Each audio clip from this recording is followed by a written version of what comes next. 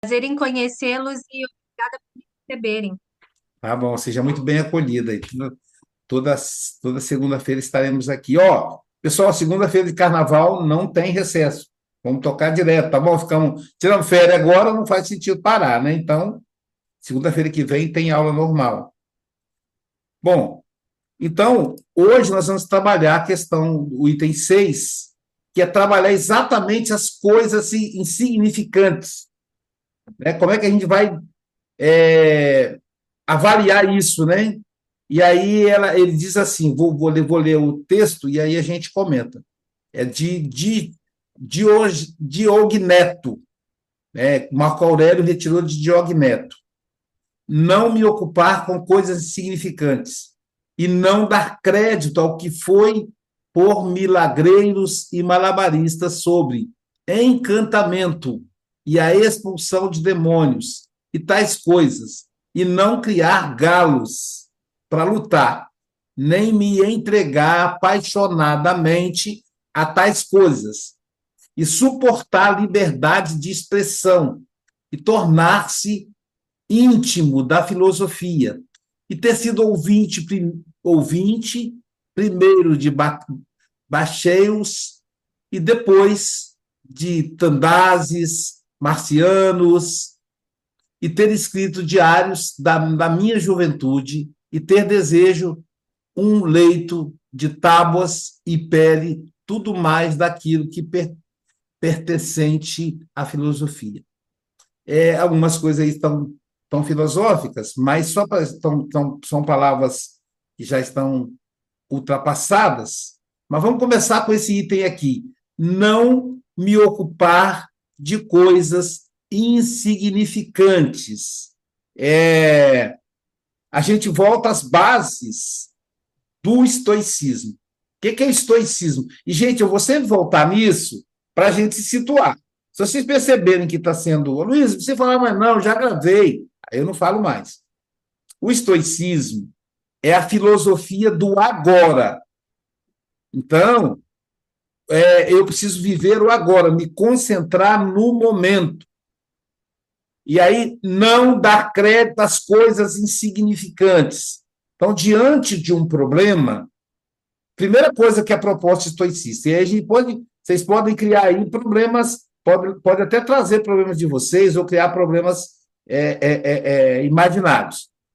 Mas, primeira coisa, diante de uma situação problemática, primeira coisa, esvaziar a emoção. Respirar fundo e pensar assim: eu preciso me afastar emocionalmente do problema. Primeiro ponto.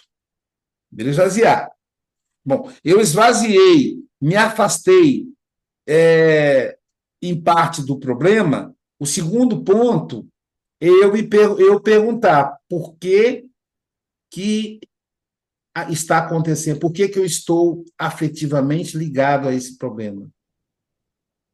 Terceiro ponto, como é que eu posso solucionar ele? Isso aí. E por que não dar crédito às questões insignificantes, como diz Marco Aurélio? Então vamos lá. Vou dar um exemplo aqui, né, mas vocês podem trazer outros. Eu estou num supermercado aqui no Brasil, uma fila, e a moça do supermercado me devolveu o troco errado. Está faltando R$ 10 do troco.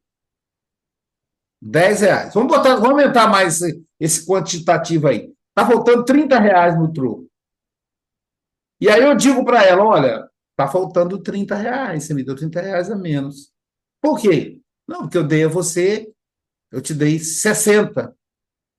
E você está me voltando, você deveria me voltar desses 60, 37. Você está me voltando só 7. Não, não, você me deu 40. Não, eu te dei 60. Não, você me deu 40. Não, eu te dei 60. Então, aí, e a fila lá esperando. Então, espera um pouquinho. Vou chamar a moça do caixa, vou fechar o caixa e tal, e o pessoal xingando. Dá os R$ 30 para a moça. Aí você se atrasa, A Jair está esperando, Aloysio, os dois como você falou que era rápido, e o carro vai ser multado, porque já venceu o horário de estacionamento. Mas, Aloysio, R$ 30 é dinheiro, mas vamos fazer as contas. Quanto eu vou pagar de estacionamento? O estresse com a Jailza, o tumulto com a moça do caixa. Não vale a pena. Quando muito olha, eu vou fazer o seguinte, eu vou deixar meu telefone, se por acaso sobrar dinheiro no seu caixa, porque é meu, aí você me devolve. Pronto. Ah, mas ela não vai devolver. Mas aí já é um problema dela. Percebe que não vale o risco? Tem coisas que a gente faz, não vale a pena, a gente não faz a conta. É insignificante. Eu fui bancário muitos anos, como Lisete também. E aí me colocaram para resolver depósitos pendentes. E eu trabalhava numa sessão com. Nós éramos em 8 funcionários, mais a chefe. E aí, o volume de depósito que ela me dava para resolver, eu resolvia rapidinho. E ficava lá tomando café, tem mais, eu falava. Aí ela falava, e os outros lá se matando. Então tá, Luiz, ajuda fulano. Vamos pegar metade dele. É claro, tu resolvi, tem mais. Parecia que eu era sei lá, uma máquina de resolver, né? Mas qual era o macete? Quando o valor era pequenininho, muito pequeno, eu não conferia, não, mandava. E se voltar a cair no lugar errado, é pouquinho, paga do bolso. Por isso que eu liberava rapidinho. E os outros, tadinhos, às vezes 50 centavos, o cara estava ali sofrendo para poder resolver. E aí, quando ela saiu de férias, ela indicou o meu nome para substituí-la. Quando ela voltou, só tinha 3 pessoas trabalhando, dos 8 que tinha lá, só tinha 3, 5, o banco transferiu para outro tipo de serviço. Aí eu fui trabalhar no caixa. Imagina a pessoa chegar aqui no Brasil, vamos pensar na Europa, não sei como é que pode raciocinar. Aqui no Brasil, a menor cédula é a cédula de R$ 2. É a menor cédula. Pensa na menor cédula de euro. Aí a pessoa quer depositar, Denise, R$ 1.000 em nota de 2. Aí a nota de 2 vem em pacote que dá 10 vezes 10, 100. 100 notas de 2, que dá R$ 200 cada pacote. Vocês acham que eu vou abrir ali a borrachinha, contar 2, 4, 6, 8, 10? Não vou fazer isso. Eu pegava a borrachinha e contava 10 montinhos de 2. 1, 2, 3, pum, pum, pum, pum. Passava, liberava o cara. E se der problema? Porque depois vai passar pela máquina. Lá na tesouraria tinha uma maquininha de contar. E se faltar, Luiz, R$ 2 eu pago do bolso, pode ser R$ 10. Então, esse raciocínio matemático para o depósito bancário, a gente pode aplicar na vida. Thaís está chateada comigo porque eu falei que o dia do aniversário da Jade é dia 7, e ela está dizendo que é dia 12. E ela fala, Aloysio, você quer saber mais do que eu, que sou a mãe? Só que os dois estão certos, porque Thaís é a mãe, ela pariu a Jade, então ela sabe qual é o dia. Mas quem fez o registro de nascimento fui eu. E no registro está 12. Quer dizer, eu estou certo. Mas a Thaís também está certa. É um problema insignificante. Eu vou dizer, está certo, Thaís, é dia 7, você tem razão. Pronto, acabou o problema. Aí um dia, a Thaís vai pegar a certidão, vai olhar e falar, por isso que o Aloysio falava que era dia 12. Na verdade, é dia 12. Eu acho que eu vou comemorar o dia da certidão. Mas naquele momento de estresse, foi fundamental que eu recuasse. Então, a gente tem que recuar em problemas insignificantes. Dona Venita Abranches, de uma cidade aqui perto, já é falecida, uma vez ela falou para mim assim, meu filho, quando a gente for coar os problemas, tem dois tipos de peneira. Você tem a peneira fina, que segura tudo, e tem a peneira grossa, que só segura o que é grande. Como meu pai trabalhou na construção civil, eu sei bem como é que é isso. A peneira grossa fica só mesmo as britas, o que é grosso passa, porque é para poder, é só para poder fazer a massa. Já a peneira fina, não. Ela segura tudo, porque tem que sair fininho, que é para rebocar. Então, Dona Edith falava assim: é bom a gente usar sempre a peneira grossa, reter só o que é grande. Porque se você fica reclamando por qualquer coisinha, se torna uma pessoa resmungona, chata, reclamona, ninguém quer. Então você deixa passar. Poxa, fulano é bonzinho, ele tudo pode. Aí quando você vê aquela coisa grande, você fala, isso aqui não, aqui não pode. Então trazer isso para a nossa vida pessoal. Deixar passar o que é insignificante. Mas quem vai definir o que é insignificante ou significativo? Nós, a partir do afastamento do problema. Espera aí, isso realmente é um problema? Isso realmente é importante? O que vocês acham? Posso? Sim, claro. A primeira reunião que eu tive com o presidente do meu banco, antes de eu vir para o lado de cá, que vinha abrir um balcão, ele disse assim: isto era o tempo do escudo ainda. Uhum. Se no fim do dia faltar um cêntimo, ninguém sai sem que esse cêntimo seja encontrado. Nem que fique a trabalhar a noite toda. Um cêntimo. E nós fazíamos. Eu nunca trabalhei no caixa, pronto. Mas tinha a responsabilidade, que era uma coisa diferente. É que quando chegava ao fim do dia, quando algum caixa dizia: tenho a caixa errada, eu digo assim: "Ah, não, isto não está a acontecer. Vamos ter mais uma noite." Mas as coisas depois arrumavam-se e não sei o quê. Mas era de uma exigência como eu nunca vi. Hoje até posso falar no nome dele, que mesmo no Brasil conhecem-no muito bem, que depois do 25 de Abril ele foi para o Brasil e foi um nome grande aí, António Champalimau. Uhum. Pois é. A pessoa fala, não, mas ó, lá nos Estados Unidos, eu não peguei umas moedas de troco, a pessoa ia me dar, né? Ah, não tem troco, você não, pode ficar. Aí a minha amiga ficou brava comigo, falou, não, senhor, isso é seu direito, você não pode permitir, Luísio. Se você deixa passar um vintém, você deixa passar 1 milhão. Eu falei, essa é a sua opinião, até para rimar, né? Essa é a sua opinião, não é a minha. Eu realmente deixo passar um vintém. Então, assim, a gente vai brigar mesmo por qualquer coisa, é sério. Então, assim, a gente tem que avaliar. Agora, tem coisa que a gente tem que brigar mesmo, não tem jeito, né? A gente tem que bater o pé, teimar, mas tem que saber qual é a briga que a gente está comprando. Você acha que faz sentido para vocês? Um cêntimo, dois cêntimos. Eles nem nada.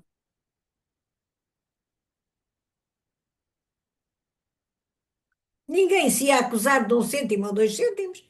Pois é, Ninguém ia dizer, olha, pagou-me menos um tostão ou dois. Ninguém ia dizer isso. pois é. A questão é essa. Um dia eu vi Mas um senhor brigando com a moça do caixa do supermercado. A lógica dele faz até sentido, mas o negócio é que a moça é funcionária do banco, do supermercado, ela não é dona. Ele falando assim, aí ela pegou e falou, deu a ele umas balas de troco, que ela não tinha o troco. Ele falou, eu não quero bala, eu quero troco. Aí ela falou, mas eu não tenho. Se vira, eu não quero bala. Falei, pronto, agora amarrou o negócio, eu estava atrás dele. Aí eu falei com ele assim, mas é sério que você vai fazer conta disso mesmo? Não, meu filho, porque não vai sabe quando dar bala. Concordo plenamente com o senhor está certo. Agora o problema é que o padre era funcionária. Mas alguém tem que resolver isso, digo, mas não é ela que vai resolver. Não, mas eu quero, eu quero, eu quero. Eu peguei e enfiei a mão no bolso e falei, ó, falei para ela, uma doação minha para você. Ela olhou para mim assim, aí falou, tá aqui seu troco, deu para ele. Aí ele olhou, mas não tá certo isso. Eu digo, pois é, não tá certo, mas o que você quer dar o troco? Tá aí o troco. E ele saiu com a cara feia para mim. Mas, sabe, então, assim, umas coisas que não faz sentido. É claro que a política do supermercado de dar bala para a pessoa no lugar do dinheiro está errado. Bala não é dinheiro. Mas acontece que aquilo ali não, é a pessoa, não adianta, aquela mocinha ali não vai resolver. Vai tumultuar, vai criar um estresse para ela, vai chegar em casa nervosa, vai bater no filho, vai brigar com o marido, e não vai resolver nada. O dono do supermercado nem mora, nem está ali, nem, não deve nem ser da cidade. Porque hoje é tudo sociedade anônima, né? Então, a gente precisa pensar. Você está tá brigando com a esposa. Qual é a questão? A questão é porque deixou a toalha molhada em cima da cama. Então, vai lá, pega a toalha e estende, pronto, acabou. Mas você sempre faz isso. Tá bom, então de hoje em diante eu vou me esforçar para não fazer. Você vai sempre com aquela política de resolver. A outra pessoa às vezes quer ligar, mas. E a gente está errado, você deixou a toalha molhada mesmo. Não, mas ela não pode falar assim comigo, aí já inverte o jogo. Ou então, pega a toalha na frente do sujeito, vai lá e estende. Só dele ver ali, ele já vai ficar sem graça. Então, assim, olha, você deixou a toalha de novo molhada, eu vou estender aqui para você. Sabe, não vale a pena. Ah, mas no outro dia ele vai deixar a toalha molhada da cama de novo. No outro dia, estende de novo, qual o problema? Ah, Luiz, mas é fácil. Mas se sou eu que estendo, eu não reclamo. Filho da gente é assim, né? Quando tá só eu e Jair em casa, eu sou o limpador, né? Então, eu tenho eu tenho toque, eu gosto de ver a pia tudo sequinha, limpinha, né? As louças tudo lavadinha. Então, sujou um copo, eu lavo. A Jerusa sujou o copo, ela lava. O almoço, como ela que faz o almoço, aí eu lavo, inclusive, o dela, porque, poxa, ela fez o almoço, eu que vou lavar o prato dela. Às vezes eu pego o prato, assim, por que você está pegando seu prato? Ué, para lavar. Você não acabei de comer ainda, não, eu vou comer mais. Então, tá bom. Eu como mais. Depois você me dá o prato. Mas aí, quando os filhos estão aqui, nossa, eu chego, tá 20 copos assim em cima no prato, 3 pratos, a pia tá lotada. Aí eu penso assim: bom, eu tenho duas opções. Primeira opção, ficar estressado, e aí os filhos vão perceber e não vão querer mais me visitar. Não é legal. Que agora eles não são mais moradores, eles são hóspedes. Tá certo que um hóspede gratuito, mas são hóspedes. Então, se eu ficar encrespando muito, você, não vou na casa do papai, não, papai é muito chato. Aí, eu não quero isso, eu quero que eles estejam, que eles venham me visitar. Então, eu vou lá, lavo os copos, tudo, põe lá, seco, deixo tudo arrumadinho. Aí eu penso assim: o próximo, quando vier, ele vai ver que está tudo lavadinho, e ele vai lavar também, vai lavar, daí ele mexe tudo de novo. Mas aí, Aloísio, deixa eu fazer uma a pergunta é colocação. a seguinte: vale a pena? É significativo isso? Não. É insignificante diante do benefício de estar com os filhos ali, a alegria do bate-papo. Eu quero que eles venham me visitar. Eu até reclamo quando eles ficam pouco tempo, né? E isso, então, isso tem que ser. Então, Sim. aí a Posso gente fazer uma faz essas colocação? contas. Tem gente que fala assim: eu prefiro que o filho não venha me visitar. Então, tá bom, precisa criar casa. Pode criar casa à vontade. Mas Posso não é o dizer, meu caso. Não é o meu caso. posso dizer uma coisinha? Pode. Posso. Então, no início da minha trabalho a sério, a ser por supermercado. E no supermercado, a caixa, que no caso até era, os donos eram brasileiros, ah, pagava se a caixa não estivesse certa ao fim do dia, quer estivesse mais ou quer estivesse menos, saía da bolsa da pessoa que estava na caixa. A caixa tinha que estar certa. quer fosse Nossa. a mais ou a menos, era para pagar. A Caixa tinha que entrar exatamente o valor que foi registado. Se a pessoa que estava à Caixa se enganava, nós não falamos em reais, nem em euros, falávamos do tempo, falávamos em escudos. Se fossem 50 escudos a mais ou 50 escudos a menos, tinha que ser reposto para a funcionária que estava a trabalhar. É só para ir um bocadinho atrás daquilo que estavam a pôr, de ir rever um cêntimo, cêntimos ou um tostão que era no tempo que se dizia, um tostão ou 2 tostões. Portanto, isto também tem a ver com as normas dos países, as coisas como funcionam. Mas essa era a lógica do meu banco também, Elisete, ou Conceição. Se faltasse dinheiro, eu tinha que pagar. Mas acontece que o valor era pequeno Pronto, e faltasse. E sabe o que mais? Nunca faltou. pronto. Nunca. É porque estava protegido. Tinha sempre alguma coisa a sair.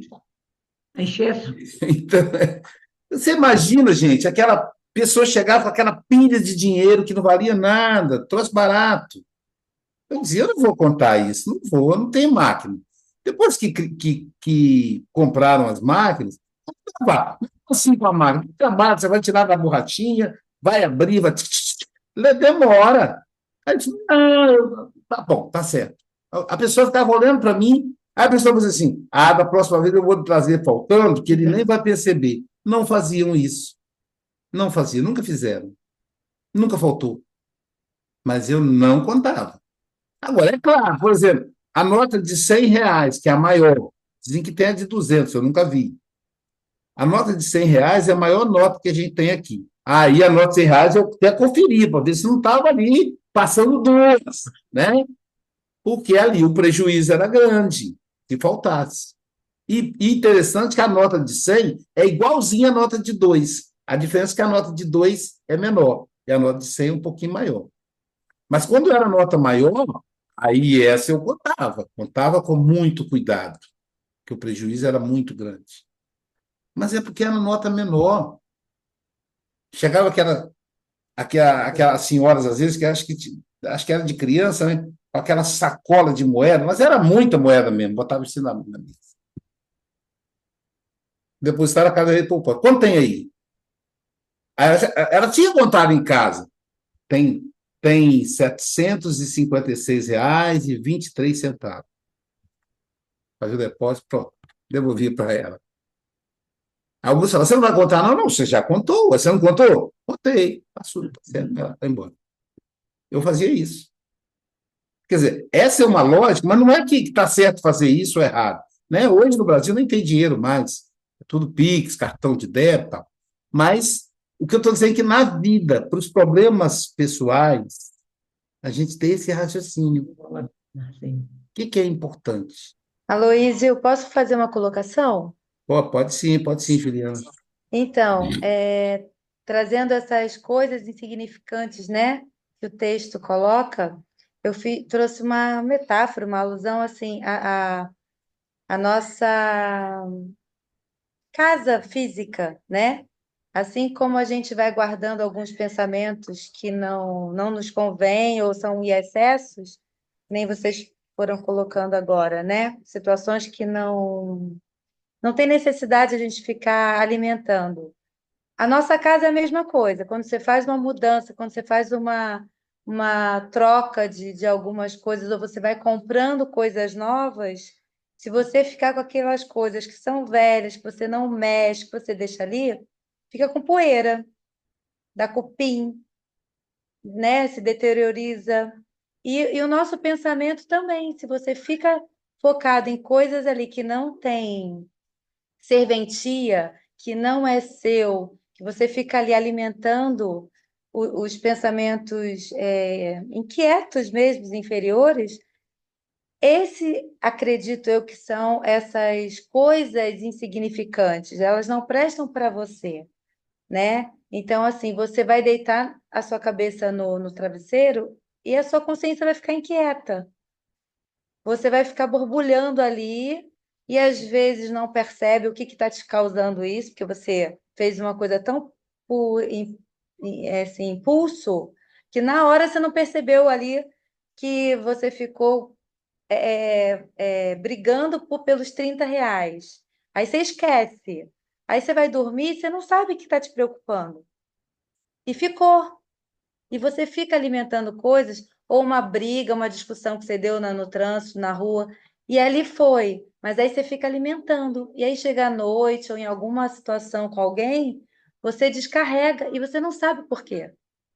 Porque você ficou alimentando uma coisa que ficou inquieta dentro de você, né? Então, eu acredito que é muito isso, e a gente não percebe, né? Tem horas que você faz tanto assim por automático que essa fica sendo aquele incômodo, aquela pedrinha que, se você não olhar o sapato, você acha que só está incomodando, mas tem ali alguma coisa que te tira, né, da situação cômoda. E é terrível mesmo quando você fica alimentando esse tipo de situação. É isso. Isso aí. Eu me lembrei de um fato que aconteceu. Eu fui mandar um capoteiro fazer o meu divã. Divã, né, aquela poltrona do psicanalista. E aí eu gostei do capoteiro, o capoteiro conversava bem, e ele falou assim: o senhor só precisa me dar uma entrada, que é para eu comprar o tecido. O negócio ficava, acho que, em R$ 1.000.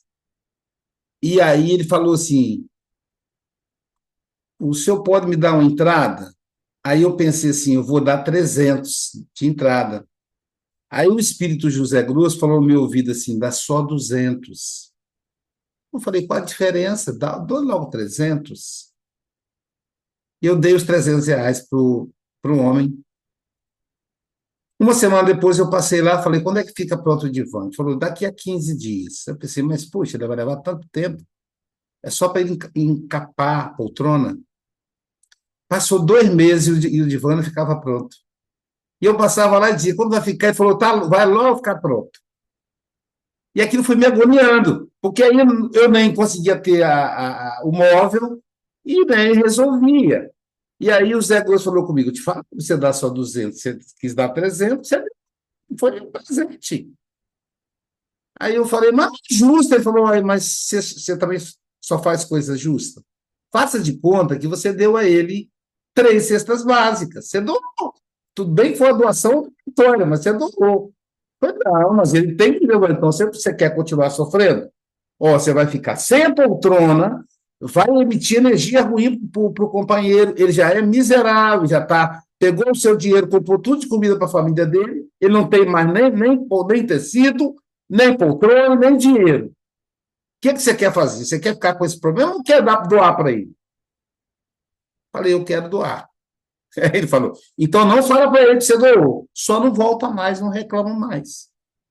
Pronto. Mesmo assim, eu ainda passava, mas puxa. Aí vinha na minha cabeça assim: mas eu doei a cesta básica para ele. É porque a família dele estava precisando. E aí eu tirei isso do problema. Eu passo lá, agora ele fala: tudo bem, senhor? Tudo bem, né? Faz coisa que não aconteceu nada. E aí comprei a poltrona numa loja, que é o que eu devia ter feito desde o início. E já trouxe para o consultório. Então, é esse valor que a gente vai dar às coisas, nós que vamos definir o valor. R$ 300 é um valor razoável aqui no Brasil, só que o homem precisava comer. Ele usou o meu dinheiro para botar rata. Não interessa. A fome não tem negócio de certo e errado. A pessoa, quando está com fome, ela quer saber.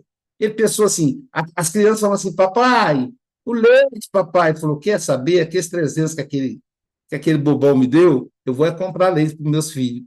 Foi, acabou. Aí ficou por isso mesmo. Então, isso é importante. Se eu quiser perder a saúde com isso, aí é uma escolha minha. E aí Marco Aurélio continua: bem-vinda, Ágata.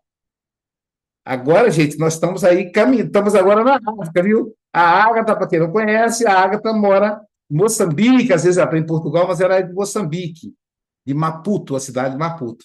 A Lisete você já conhece, a Maria Denise é do Rio de Janeiro, Maria Denise Juliana, o Saramago também você conhece, que é Portugal, a Cirlei, a Conceição, que é de Portugal, a Thaís com a Jade é a pequenininha nossa ali, ó, é a nossa mascote. A Jane, que mora num lugar feio pra caramba, chamado Pedra Azul, aqui no Espírito Santo. Vocês vierem, quando for pesquisar, escreve lá Pedra Azul, vocês vão ver lá, Pedra do Lagarto. Ela mora lá, de lá ela vê o lagarto subindo na pedra lá, né? Então, a Jane, que é do Espírito Santo, que é de Pedra Azul, Elsa, é sua vizinha aí, que você já conhece, que é de Portugal, e a Kátia, que é do Paraná, já esqueci o nome da cidade. Esqueci o nome da cidade. Toledo. Toledo, foi só levar da Toledo, Espanha. Toledo. Toledo, só levar da Espanha. Pronto, Toledo. E a Roberta, que é de São Paulo. É um encontro bem diversificado que a gente tem aqui hoje. Aí, voltando a Marco Aurélio, pessoal, ele diz assim, ó, não dar crédito o que foi dito por milagreiros e malabaristas sobre encantamento e a expulsão de demônios e tais coisas. Ele está dizendo o seguinte, não é um preconceito contra o milagreiro, muito menos contra o malabarista, que é um profissional do entretenimento, né? Mas ele fala do encantamento, do engano, veja, expulsão de demônios. Então,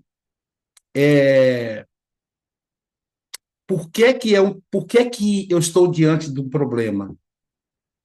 De onde veio esse problema? Será que ele é real?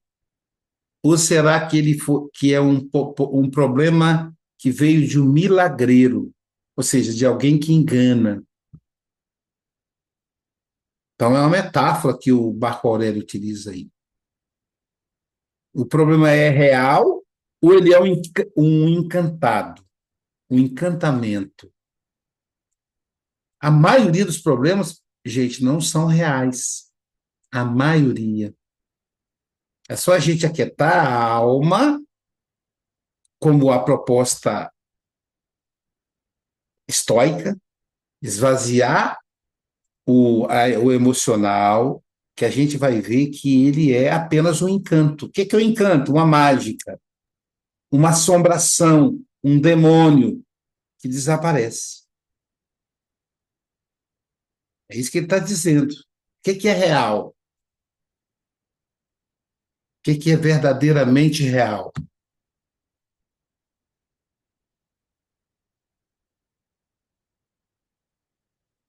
E aí é interessante vocês, cada um, colocar para si e começar a pensar num problema que está vivendo e meditar. Esse problema é real?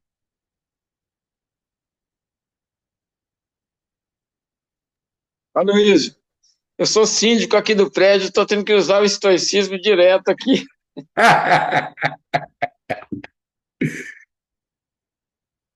Então, como é que é? Você quer dar um exemplo, Luiz, aí, sem dizer qual é o prédio? Então, Não, acontece igual esse mês, né? Mês passado a conta da energia foi baixa. Ou o pessoal não fez a medida e tal, então não teve a conta. Então a conta foi zerada. E esse mês a conta veio dobrada, né? Aí o pessoal, uma senhora aqui que ela. E tinha dois apartamentos também que estavam vagos, então mudou dois moradores, família, então um até com neném, dois até gêmeos e tudo. Aí a conta da água também subiu. E aí uma vizinha já começou, não, porque tá gastando demais, tá lavando demais, tem vazamento e tal. E eu deixei calado no grupo lá, tô quieto e tranquilo. Aí eu falei assim, olha, eu não vou envolver esse, deixa aqui lá. Aí um falou lá, e depois um falou, olha, mas o apartamento tinha dois apartamentos vagos. Aí o outro chegou e falou, não, a conta de luz aqui, ó, porque não foi cobrado e tal. Porque eu ia explicar depois, mas eu falei, deixa acalmar, porque senão você vai entrar também naquele coisa e você acaba respondendo com grosseria, né? Então, não, isso aí não incomoda, deixa aquilo ali. E acalmou, tranquilo. E eu falei assim, eu não vou me matar por causa disso. E aí acertou, foi lá, foi vir outro dia. Aí depois eu coloquei, aí a pessoa depois braba lá falou assim, porque você está me perseguindo e tal. Eu falei assim, olha, você se acha muito importante. Meu tempo é muito curto para ficar preocupado com isso. Qualquer dúvida pode ir lá na administradora e olhar. Eu sou apenas o representante. E fiquei tranquilo. Então, em outras épocas, eu ia ficar, já ia responder e falar e tal. E igual você falou, o que é que eu vou resolver? Né? Exatamente, é esvaziar o emocional. Quer dizer, ela diz Não, assim: você está me perseguindo. Quer dizer, quem está com Maria em perseguição é quem? É ela. é, Então o problema é dela. A pergunta é: isso, você está perseguindo? Não. Se você já teve a sua resposta. Então, se você não está perseguindo, isso não é um problema para você.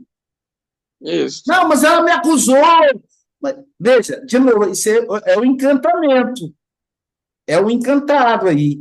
Quer dizer, o fato de ela ter te acusado não tem nenhuma importância. A importância, sim, se você estiver perseguindo, aí você tem que pisar no freio. Mas não é real. O que ela falou não é real. Então é um problema Isso. dela. E aí, por que ela está tão aborrecida com você? Vai saber. Só ela vai saber. A gente sabe o que acontece conosco. O que acontece com o outro, eu não sei. Como eu disse, esse moço da poltrona, pode ser que ele tenha gastado dinheiro comprando comida para os filhos dele, é o mais provável. Mas e se não comprou? Você tomou tudo de cachaça? Também não é problema meu. O problema meu foi dar o dinheiro sem ter garantias. Mas eu já dei, agora já era. Então, tem coisas que não são problemas. É só a gente aquietar, afastar, observar sem o aspecto emocional, que a gente vai ver que não é problema. Que o que atrapalha na nossa vida, o que nos faz sofrer, são os nossos impulsos.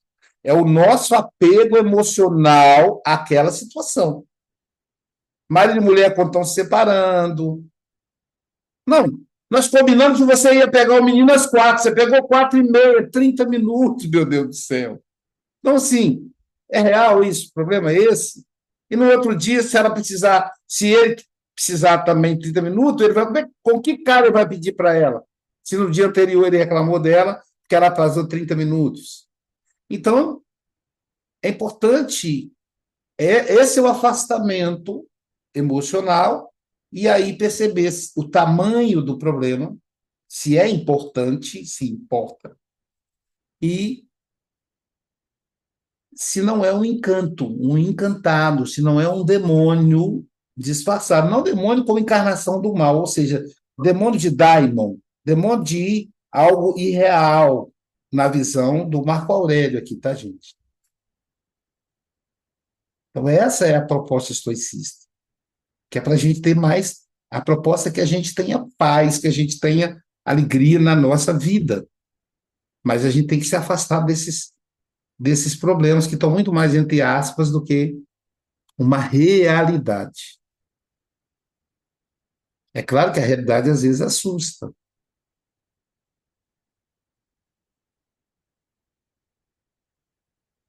E às vezes é mesmo a gente está fugindo de encarar a realidade. Uma amiga muito querida me telefonou agora à tarde que a mãe está internada no hospital em estado muito grave. A mãe tem Alzheimer. E o estado muito grave. Ela precisaria urgentemente de fazer uma cirurgia para retirar o tumor, ela não aguenta fazer essa cirurgia. Idade muito avançada, etc, etc. A segunda opção é a quimioterapia. Ela também não aguenta a quimioterapia. Então, ela está sob cuidados paliativos, mas está na UTI do hospital, na CTI, melhor dizendo, na CTI. Aí eu falei para ela, para você, o que é importante nesse momento? Você está agoniada por quê? Aí ela começou a chorar, falou, porque minha mãe vai morrer. Isso é importante. Bom, vamos lá, sua mãe vai morrer. Mas ela não é uma pessoa idosa, não já estava doente há quase 10 anos. Você não aguardava isso acontecer? Não, eu me enganei, Luiz. Eu fiquei me enganando. É claro que eu sabia que isso ia acontecer, mas eu ficava falando para mim como se isso nunca fosse acontecer. Então você enganou a si mesma e agora você está tendo que encarar a realidade. Você a ama, é sua mãe. É tudo bem se você ficar triste. O que você não deve ficar é desesperada, porque ela precisa de você agora. Esse é o momento que ela vai precisar mais de você. Aí ela chorou, chorou, mas se acalmou. E é isso. O que tem para oferecer? Pedir aos espíritos que façam um milagre e restaure a saúde da mãe dela? É aquela maquininha que, pela lógica, já está parando. Deu o que tinha que dar. Mas é assim, Luiz? Você se conforma com isso? Aí vem a outra pergunta. O que sou? Sou espírito. Espírito morre? Não. O que morre? O corpo. Aí tem que voltar à essência.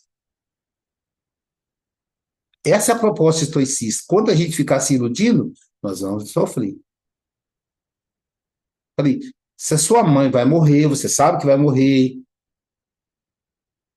Isso parece duro, né? Ah, Luiz, você fala, por que não é a sua? A minha também, a minha morreu, a minha ficou assim também na época. Você sabe que vai morrer, então fica próxima dela. Em vez de ficar chorando, desesperada, né? Não, fica próximo. Tudo bem, mãe? Se é na CTI, quanto tempo eu posso ficar? Pode ficar acompanhante? Não pode. E quanto tempo pode ficar? Pode ficar 1 hora por dia. Então, fique lá 1 hora do lado dela, do ladinho dela. Pega na mão dela, fala para ela que está tudo bem. Curte ela. O outro disse: meu pai vai morrer, pelo jeito é a última vez que eu vejo que eu estou vendo ele. Eu não estou aguentando. Eu só faço chorar. Acho que vou voltar. Falei, não, se é a última vez, rapaz, eu tenho que aproveitar. Fica aí até a última gota. Fica com ele até na hora do voo. E realmente, ele pegou o voo de volta. 2 dias depois, o pai faleceu. Ele teve que voltar para participar do funeral. Então, tem duas opções: desesperar ou experienciar aqueles últimos momentos, que são ricos. E isso o estoicismo nos ajuda a entender, a afastar o emocional e buscar a causa, friamente. O que está acontecendo? Qual é a realidade que está diante de mim? Eu sei que a vontade de chorar, desesperar, é grande, porque quando se trata de mãe, a gente volta a ser criança, né? A gente lembra da criança que a gente foi. Mas, primeiro ponto, eu não sou mais criança. Segundo ponto, aquela mãe está morrendo. E se ela está morrendo, o que eu posso fazer? Ficar mais próximo. Os próprios médicos aconselharam paliativo. Eu estou dando um outro exemplo, a gente sair do que a gente está vivendo. Esse é um exemplo que eu vivi hoje, né, que foi atender essa minha amiga. Né? Então, essa é a pergunta que a gente tem que fazer. O que verdadeiramente importa? O que é encantamento e o que é realidade? Que o malabarista ele tenta equilibrar, né? Ele tenta equilibrar. Não dá para eu ficar equilibrando, ficar me enganando, como ela falou. Falei, olha, mas a sua mãe tá doente há quase 10 anos. A doença é degenerativa. Qual é o resultado? Qual é o final disso? Ah, mas eu fiquei me enganando. Quer dizer, ela ficou no malabarismo, se enganando. E aí, o Marco Aurélio continua, né, que eu achei interessante aqui, ó. Não criar galos. nem me entregar apaixonadamente a tais coisas. Criar galos é porque, né, no passado tinha aquela a rinha, né? Aqui no Brasil hoje é proibido. Ainda tem, mas mais ilegal, né? Os galos de briga, os homens em volta ali botando os bichinhos para brigar um com o outro, né? Então, não criar galos, não criar galos aqui, não criar, me veio até uma expressão que a gente usa, não criar caso, né? Criar caso. Ele usou a expressão galo de briga. E aí, logo depois, não por acaso, né? Ele fala, nem me entregar apaixonadamente às tais coisas. Suportar a liberdade de expressão. Não criar galos de briga. Não criar caso. Toda vez que a gente cria caso, é porque a gente está apaixonado. No Brasil, a gente tem aí um problema, uma questão de bipartidarismo político partidário, né? Então, aqui a gente hoje está bipartidarizado. Houve uma época que tinha vários partidos, igual time de futebol, agora está bipartidarizado. Então, tem muita paixão. Gente que a família que se separa por causa dos partidos políticos, religião, só deixam a igreja para ir para outra por causa de partido político, né? O que é isso? Paixão. Criando galo de briga. Dois galos brigando, né?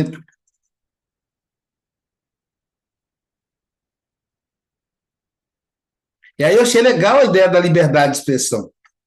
Por que ele entra com a história da liberdade de expressão? Ele está dizendo assim: o outro tem direito de falar o que ele quiser de mim.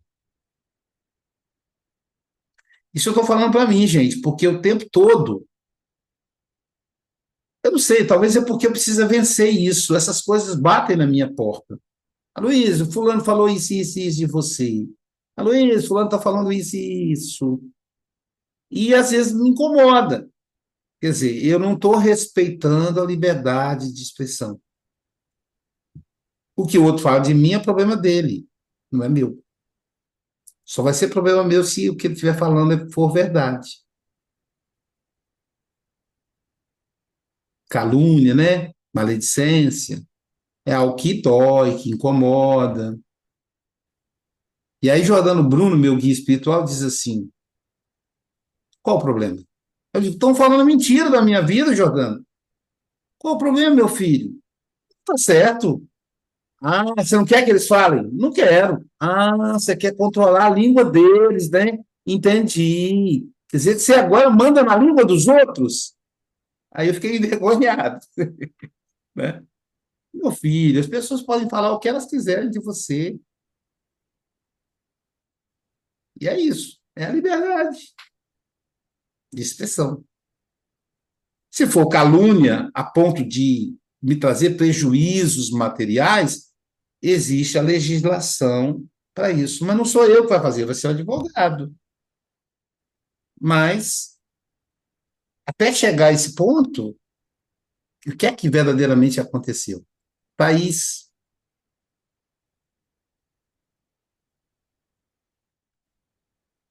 País? Não, eu ia fazer Sim. anexo à sua fala mesmo, né? Sobre os prazeres. Tá me ouvindo? Estamos ouvindo. Vocês me ouvem? Ah, tá. Eu ia fazer anexo aos prazeres efêmeros mesmo, né? Como coisas significantes, é o que o outro pensa, o que o outro fala sobre mim. Então, é insignificante, né? O próprio texto, Marcos Aurélio, fala sobre os deuses, como os deuses agiam, né? O princípio é a dignidade e a honestidade. Se eu tenho honestidade, dignidade, o que o outro fala sobre mim é com ele. Então, isso é insignificante. Por mais que nós desejamos que o outro, né, teça elogios para conosco. Então, aí ainda tem egoísmo, ainda tenho vaidade. Então, não é o princípio que os deuses, né, que o Marcos Aurélio coloca aí do nosso texto. Só que ainda é difícil vencer isso. Então, assim, é uma prova diária, exercício diário todos os dias. Não só com o outro, mas nós também fazemos isso. Então, é coisa insignificante, Thaís. O teu pensamento sobre a Maria Lisete também é insignificante. Fica só na sua cabeça, não abre a boca e não fala. Isso ainda é muito difícil da gente fazer no dia a dia, né? Mas, né, se encaixa aí no texto, que é um prazer. Querendo ou não, é um prazer, mas é insignificante. E é interessante, Thaís, quando acontece o contrário, a gente fica todo bobinho também. Por exemplo, hoje uma amiga evangélica, ela é evangélica da Assembleia de Deus, não tem nada a ver com o Espiritismo, ela falou para mim assim: Aloísio, você é um homem ungido, você não tem noção que você me salvou. Olha o termo que ela usou para mim, várias vezes. Teve uma vez que eu ia tirar minha própria vida. Eu nunca imaginei, eu converso com ela, mas eu não imaginei que chegasse nesse ponto, né? Então você é um homem de Deus. Eu quero que você saiba disso. E eu ouvi da boca de uma evangélica que o espírita é um homem de Deus. Ela sabe que eu sou espírita. É um elogio. Eu fiquei todo bobo. Nossa, quer dizer que eu sou realmente um homem de Deus. Esse é o problema. Quer dizer, eu gostei de ouvir isso. Mas o dia que ela fala, você é um homem do demônio. Aí eu já vou ficar magoado com ela. Então, de Deus ou do demônio, a opinião é dela, não tem a ver comigo, tem a ver com o olhar dela sobre mim. Mas eu confesso a vocês que eu fiquei todo bobo. Falei, nossa, meu Deus, eu não sabia que eu era tão especial. E ela escreveu tão bonitinho o texto, né? E é uma pessoa que eu não esperava, porque ela nunca me fez nenhum elogio. Do nada ela me mandou esse elogio, né?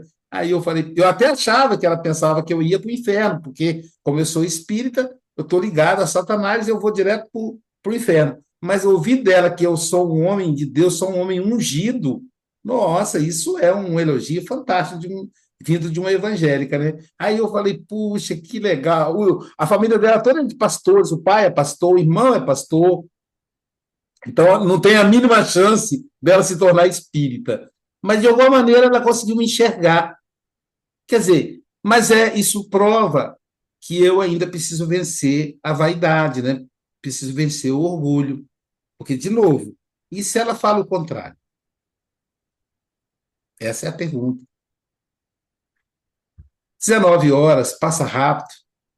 Você não acabou não falando nada hoje, Agatha? Próxima vez você é convidada a falar também. Viu, gente? Vamos conversar mais, senão eu acabo monopolizando aqui. Nós temos que correr lá para a Revista Espírito, que hoje nós vamos receber lá o Charles.